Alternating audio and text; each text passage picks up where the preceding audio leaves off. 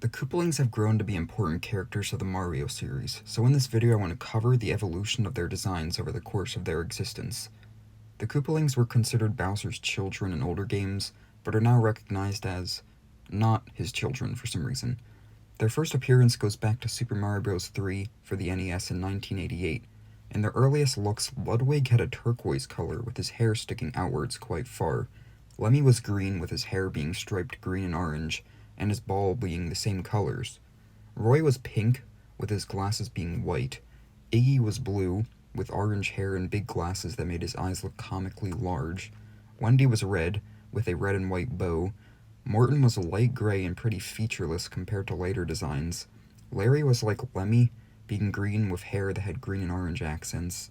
Despite this, official artwork for the game showed the Koopalings closer to how we know them today, so it was clearly up to limitations of the NES that made them look so different in their sprites. They showed up again on the SNES in Super Mario World in 1990, and for some reason they went through several changes. Ludwig was yellow now, with shorter hair. Lemmy no longer had his ball, and he was also yellow with pure white hair and larger facial features. Roy was suddenly blue, and so was Iggy, whose hair was now white and his eyes were smaller. Wendy was simply uglier. I really don't know how else to describe the change here. Morton became green for no reason, and Larry got colored pupils and fully white hair. Strangely, official artwork for the game also showed them looking normal as well, so I really don't know why these sprites strayed even further from what they were supposed to look like, even further from what the NES did, because the SNES obviously had better graphics and colors than the NES.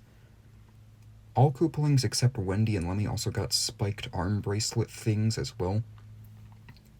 The next appearance was 1993's Mario is Missing for MS-DOS, which most people probably don't even know is a thing.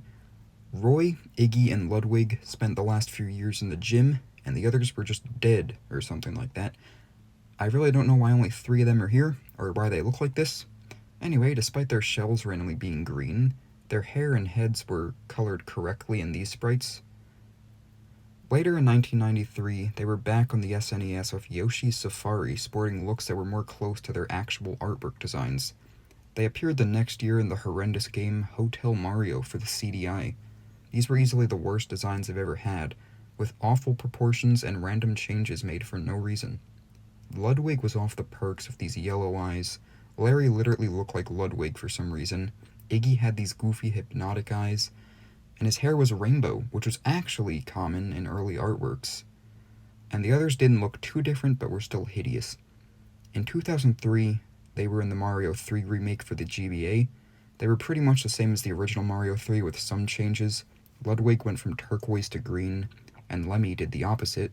Roy's glasses became yellow, Iggy's hair was fully orange, Wendy's bow became half pink, Morton got a yellow accent around his eye, and Larry's hair was fully white. They appeared again in 2003 in Superstar Saga for the GBA, looking somewhere between their modern designs and their original artwork designs.